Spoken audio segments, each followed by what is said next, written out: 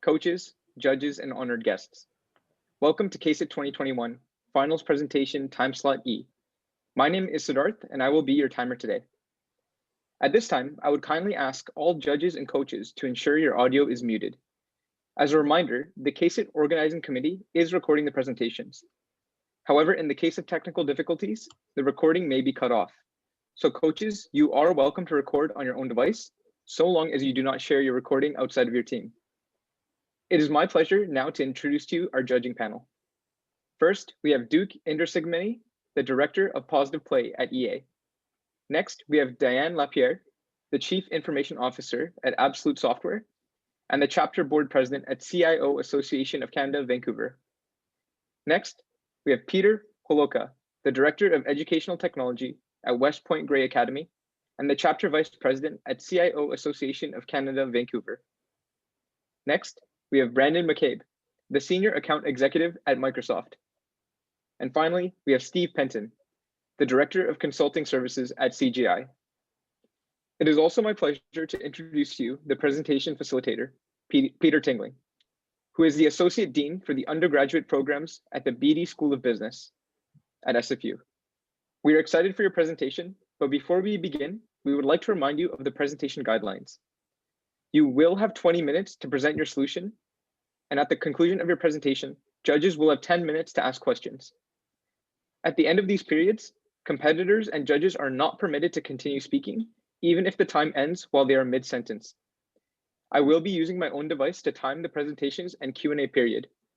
Competitors, you will be responsible for keeping track of your own time, but I will provide chat warnings at the 5, 3, 1 minute, and 30-second marks. Please note that competitors are not permitted to reveal their university, country, or city of origin during or after the presentation. Thank you and good luck. Competitors, you may begin to share screens and begin your presentation whenever you are ready. I will start the timer as soon as you start speaking. Great, thank you very much. Can everyone hear me? Yes.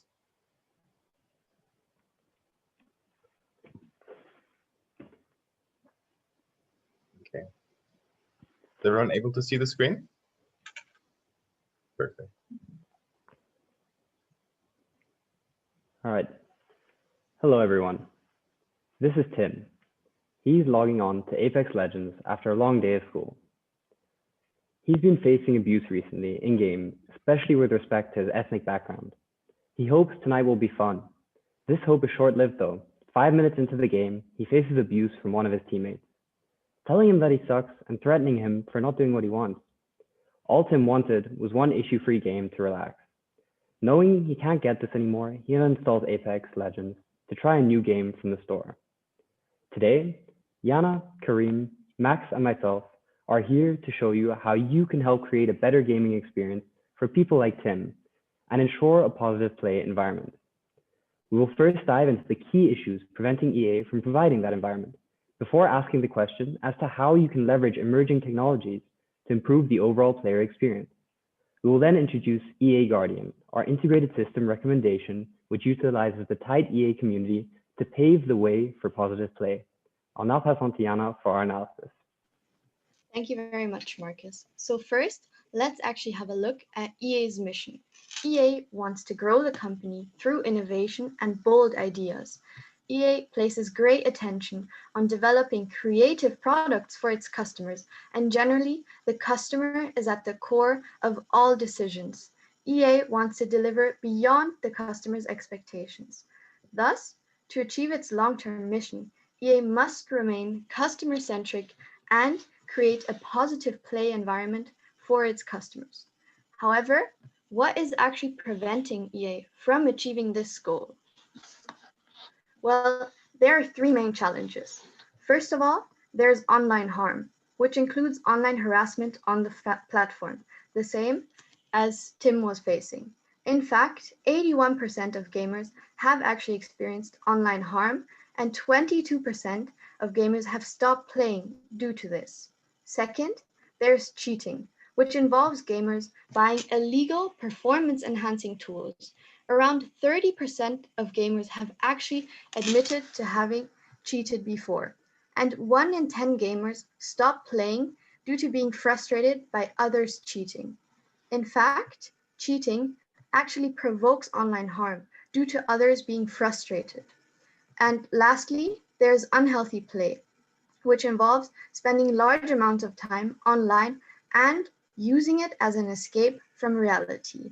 Around 4% of gamers show signs of addiction.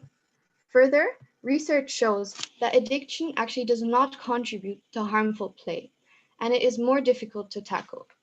Thus, EA's resources are best invested in online harm and cheating, as they are the most pressing issues, affect the largest number of users, and they actually prevent EA from achieving its overarching goal of positive play.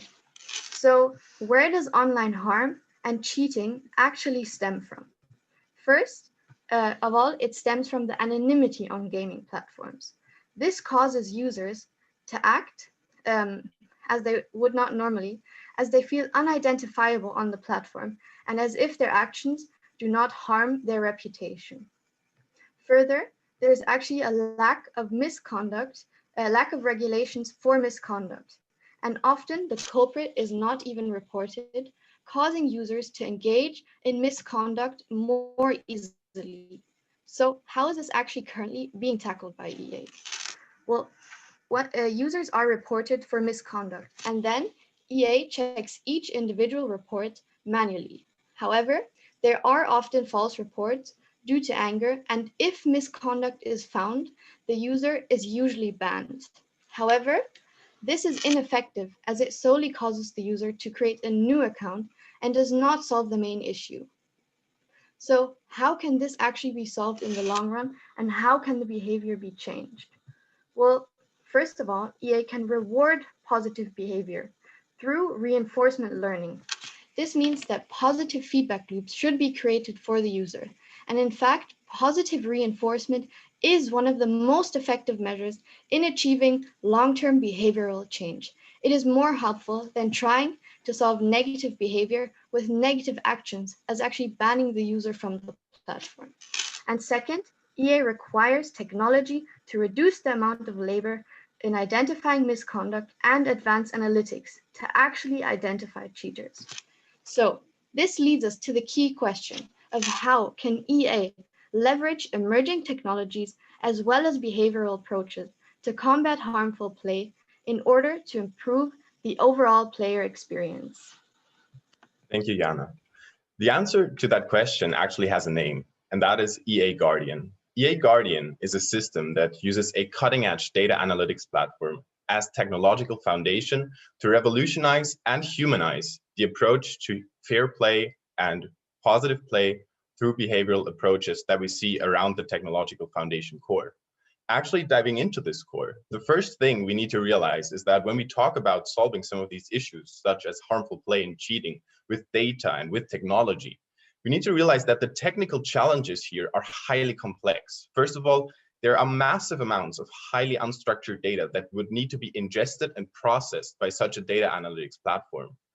In general, identifying cheating and harmful play is very difficult due to the abstract and inconsistent nature of the problems and the massive amounts of data points that would be required to actually identify such things. In addition to that, harmful behavior in voice chats at the moment can't even be detected at all, since traditional text processing algorithms aren't even made for this. This leads us to the conclusion that in order to tackle these issues, we require a cutting-edge data analytics platform based on a cloud data lake storage architecture, in this case, hosted by AWS. This allows for the mass ingestion of unstructured data, and on top of that, in the runtime, PyTorch and TensorFlow, two examples for high-performance deep learning frameworks, will then provide the data analytics capabilities. In addition to that, machine learning flow will be used to manage machine learning throughout its entire life cycle. And that really brings a bunch of different benefits for EA. First of all, ML Flow comes with an open interface, which means that EA is free to work with a variety of machine learning libraries, algorithms, or deployment tools. It offers projects, which is a packaging format that enables EA to produce reproducible runs on any platform and actually deploy machine learning algorithms on different platforms, which is very interesting since EA publishes games on a variety of different platforms. And finally, since we're doing something very innovative here, recording and querying experiments is something that is very important for machine learning. And MLflow offers deployment models that allow to do that exactly automatically. That is still very abstract though, and it doesn't really tell how exactly machine learning and deep learning in specific is going to tackle some of these issues such as cheating or harmful behavior. You can see this on this slide here. It all starts with data points, of course. Let's take the example of an aimbot, which is a cheat that is being used in shooter games to automatically shoot at players. Data points in this example, for example, could be the position of the players, their crosshair placement, their reaction time, the percentage of headshots they are hitting in a certain game. Really hundreds of different data points that then can be accumulated into one data particle. These data particles can be fed to a deep learning model, which will then figure out if the player that produced these data particles was using an aimbot or not. Of course, this classification result comes with a certain confidence. If the AI is very sure that the player was cheating, it can execute a final verdict directly. However, in some cases, human verification might be necessary and then actually can be used to continuously improve the deep learning model over time. Other applications for deep learning models exist as well. Of course, when a user reports someone for voice chat harassment in-game, a voice file of that player can be transmitted to the deep learning model, which then can analyze the language, identify harassment or bullying, and then also, based on the confidence, either execute a final verdict or trigger a human verification process. All in all, if we look at the data analytics platform as a whole, we see that it enables, first of all, of course, the mass ingestion of unstructured data that gets produced by the games, and which is ideal for machine learning purposes.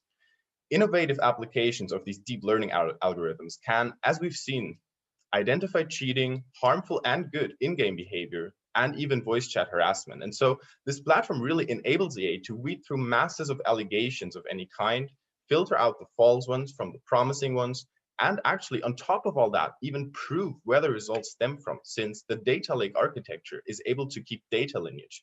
That means when the AI comes to a prediction, we can trace back this prediction all the way to the initial data points that produced this prediction. And so we're able to have a high transparency as to why we are actually banning players or why we're not banning players. However, this can really only be the start. Of course, if we want to promote fair play and positive play, we need a human component as well. My colleague Kareem is now going to talk about this.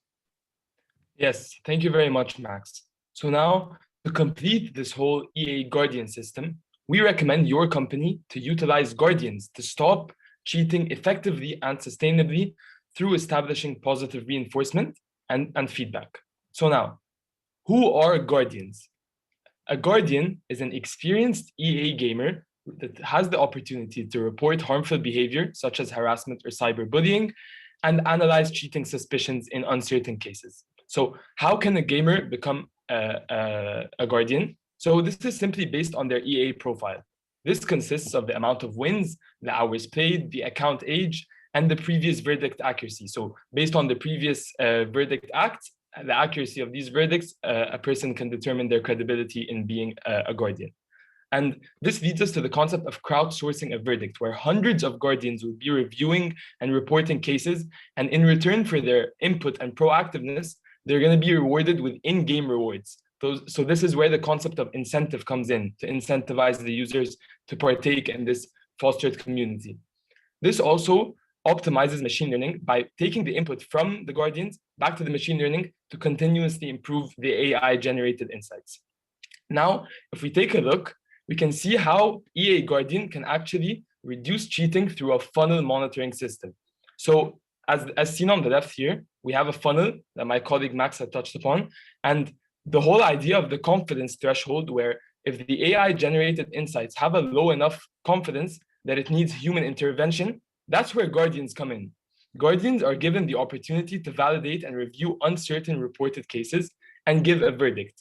And based on the verdict, there will be consequences for the user.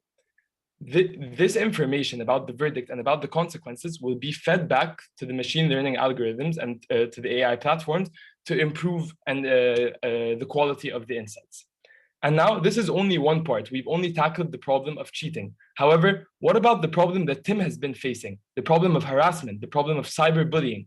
That's where EA comes in with a sequential approach. Here, guardians have the opportunity to report harassment. So not only guardians, but actually users have the opportunity to be rewarded in-game, be incentivized through these rewards to report any form of abuse online.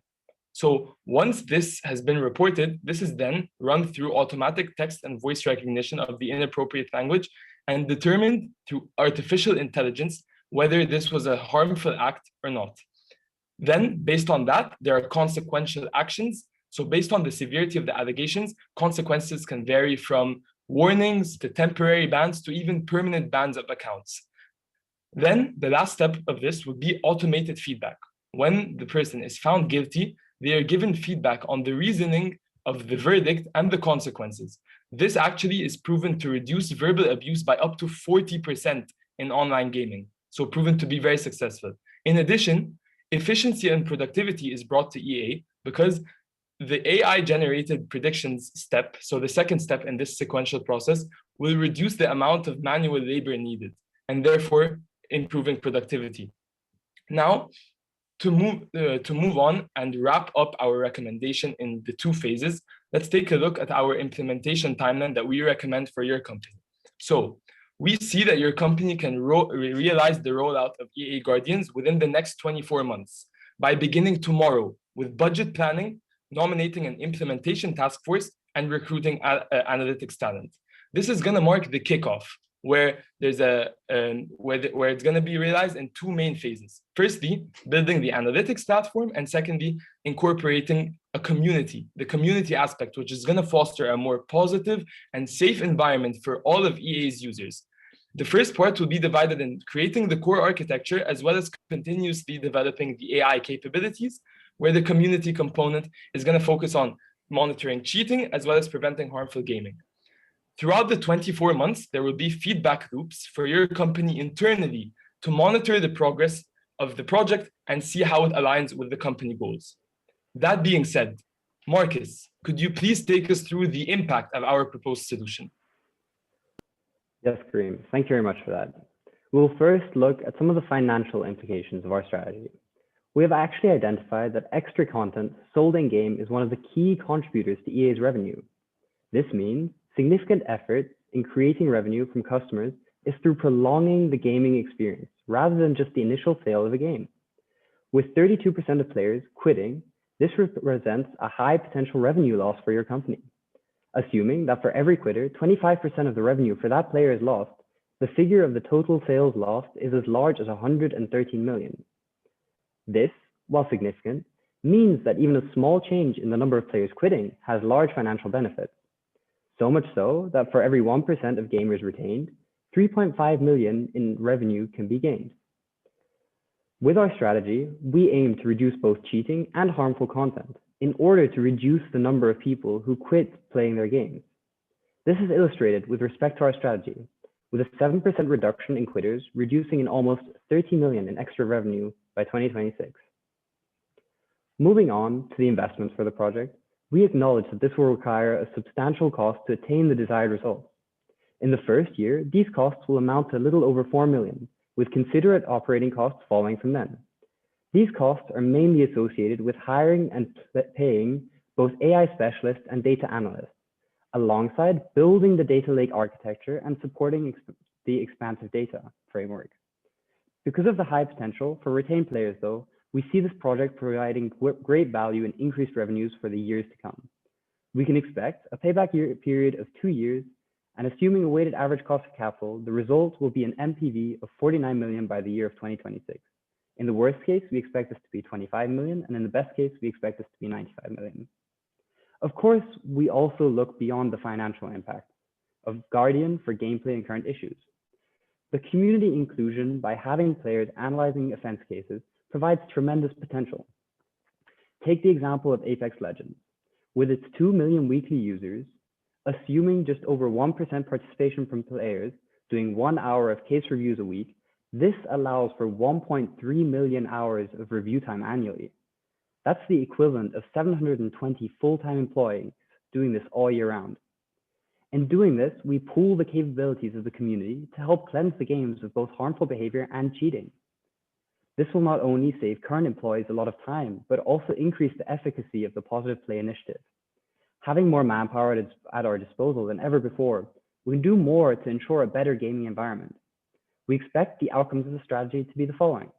Through the enhanced feedback cycle, we can expect a reduction of the severe verbal abuse by up to 40%. Capitalizing on AI and the power of the community, we also expect to decrease the frequency of overall violations by up to 33%. This will translate into lower quitting rates with a 25% reduction in those leaving the game. We believe that all of this will result in a higher satisfaction among players, working away at the 76% of players who are currently unsatisfied with the measures taken. To summarize, we have identified that harmful play and cheating pose threats to EA's current offering. Manual work is required, and ineffective management and measures taken against misconduct are harming the company. The answer to how EA can leverage emerging technologies as well as behavioral approaches is the EA Guardian system, an integrated digital platform which harnesses the power of the community. What do we want to do for the people of the players of EA? Well, what we ultimately want to do is bring the joy back to people like Tim. Thank you for listening. Thank you for your presentation. Please wait a moment while I prepare the timer for a questions and answers period.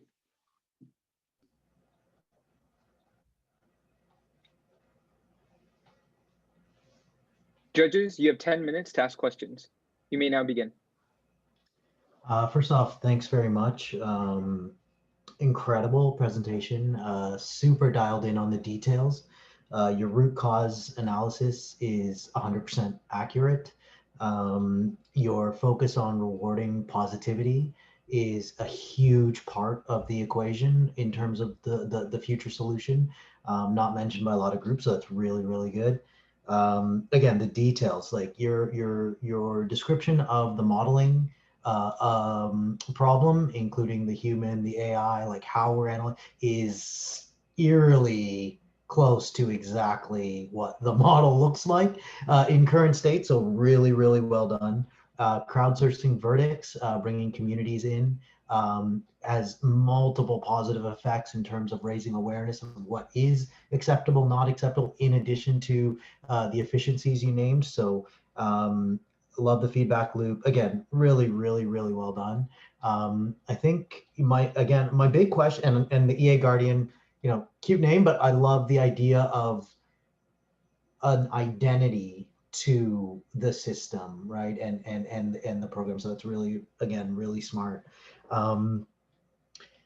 This is a question I've asked multiple groups. Because you guys are so dialed into the details, I want to ask you as well. You chose to deal with the reactive side of the problem. And you referenced Apex, which has the ping system. And so, from your perspective, just a question, how much should we be focused on proactive efforts? So the ping system, in theory, can function as a communications vehicle without the need for text, without the need for voice, by simply pointing at an element on the map, you hit a trigger, contextual voice dialogue. So why didn't you go down that route? And again, that's just a question. Your presentation was incredible. Why didn't you go down the route of proactive game design?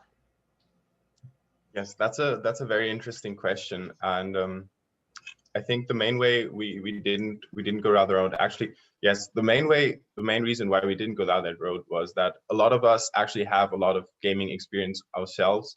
We spend a lot of time with video games, and we really looked at this from the gaming side of view, and we realized that we just don't want to miss out on that part of the interaction. So of course we could, I would say, go the easy route and mitigate all of this by simply switching to a different communication basis, which of course then would be harm-free. But we realized that this would take really a lot away from the gaming experience that a lot of people seek. And so, while it of course is a solution, we don't think it is a very great one. That is why we proposed a different one. Well said. Thank you. Could you expand a little bit on the positive feedback loop? I love the idea in the beginning, but I wasn't 100% clear on how it plays out. Sure. Max, if you could go to slide 8, analytics and positive reinforcement. Yes. So what we mean with the feedback loops is that currently, if a player misbehaves, the player is banned from the platform. So negative behavior is handled with a negative action. So someone is banned from the platform. However, what we want to do with the feedback loops is we actually want to create positive feedback for the player. So say exactly why the player is being banned from the platform, what exactly they did wrong, so that the player knows what they're doing. And another big part of the feedback loop is also the positive rewards for the guardians on the platform. And my colleague Marcus will also further expand on this. Yeah, so I think one thing we can look at here is also the capabilities of AI in terms of, we talked about the fact that it can analyze negative behavior, but what it can do obviously, of course, too, is also analyze positive behavior and give feedback on that. So of course, it's difficult to measure in some games, but let's say you play a shooter or something like that, it might be related to sharing the economy. So if you have more money and you donate weapons, it could be behavior like that. If it's something like flashing out a teammate, something like that, it can also be enhanced and give positive feedback messages to those engaging in that positive behavior. The same can be said for verbal abuse, those protecting those, as well as those encouraging teammates. So in the same way that you can analyze negative behavior, you can use the same capabilities to hone in on that positive reinforcement. Great, thank you. I have a question about the exclusion of the unhealthy play. So, I mean, kudos, you were very clear and upfront about saying, you know what, we don't think this is the area that will give EA the best benefit or payback or solution, so we're going to exclude it. But you know, if it is something that we want to consider and we want it to be part of the overall, you know, what were some of the thoughts that you might have given it before you excluded it, or did you exclude it right off the bat and really didn't process much about it?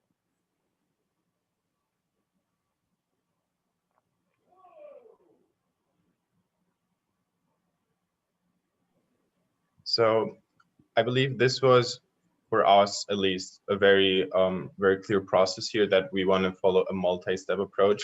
And actually, if we go very quickly to the final process here, we can see the consequential actions, which of course are based on the severity. So we mentioned that, of course, we do not refrain from banning people from the platform for misconduct, for bad behavior. However, of course, we want to introduce a more layered approach to this based again on the severity. So tying in with the whole idea of feedback loops, encouraging good behavior, giving warnings.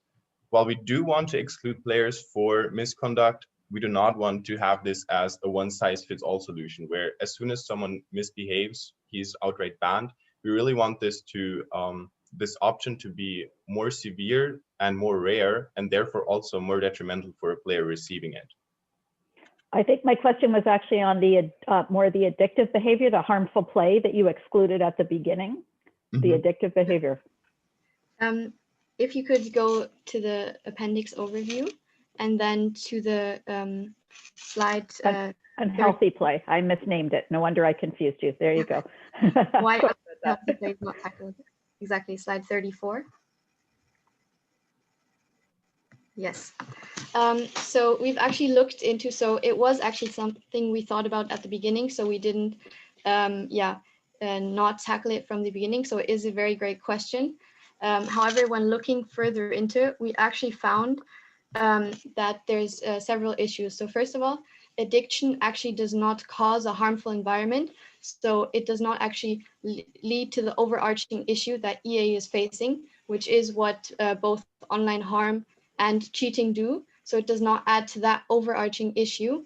And we've also seen that it is a very complex problem. So it does not have one simple solution, because unhealthy play often also has something to do with the individual's personal habits, and those are extremely difficult to tackle. And then there's also the responsibility issues. So is it the responsibility of the gaming industry to tackle unhealthy play, or is it the responsibility of the individual to overcome his addiction or unhealthy play?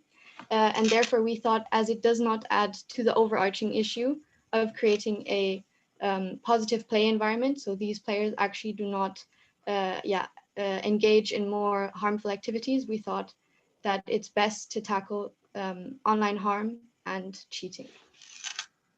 Thank Does you that very answer much. your question? It does. Thank you very Sure. much. I love the idea of the Guardian community, but do you have any kind of idea about the costs in terms of setting that up and keeping it going? I think we tried to estimate those to the best of our ability in terms of we looked into modeling the data based on a very popular other game, which is CSGO, which actually has a system similar to this. So we looked at the actual amount of data and storage required and tried to, from that, model that into our calculations. However, we do believe in order to get a more accurate figure for that, we would have to do more extensive research. It was really difficult to find the fine details of those kind of costs. However, we do believe that the gains that are potentially present from this would outweigh those costs as based on our estimations.